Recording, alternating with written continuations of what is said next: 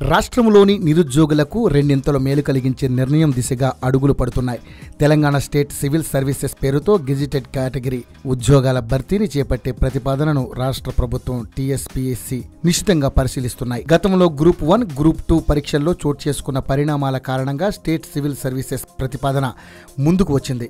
ఇప్పటికే జోనల్ విధానం రద్దుకు నిర్ణయం తీసుకున్న ప్రభుత్వం పారదర్శక నియామకాల కోసం మరో ముందడుగు వేసేందుకు సిద్ధమవుతున్నది.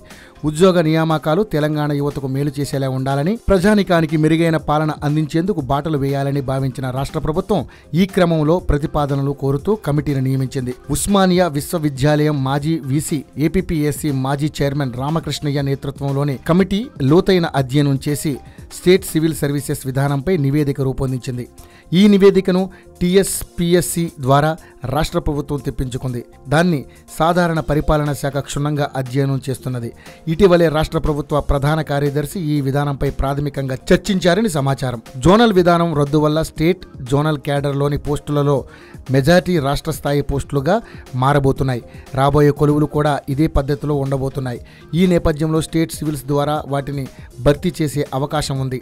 నూతన ప్రతిపాదన ప్రకారం గ్రూప్ 1, గ్రూప్ 2 క్యాడర్లోని పోస్టులను ఒకే ఎంపిక ప్రక్రియ ద్వారా భర్తీ చేస్తారు.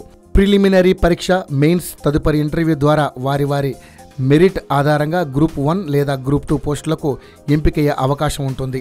నూతన పరీక్షల్లో 75% యూపీఎస్సీ సిలబస్ ఉంటుంది. 25% స్థానిక అంశాలపై ఉంటుంది.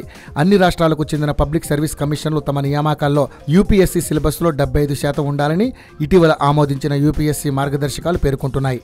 ఈ నేపథ్యంలో తాజా ప్రతిపాదనలో ఈ సిలబస్ అంశాన్ని చేర్చారు. ఇక గ్రూప్ 3, గ్రూప్ 4 పోస్టులను సైతం ఒకే నియామక ప్రక్రియ ద్వారా భర్తీ చేయనున్నారు.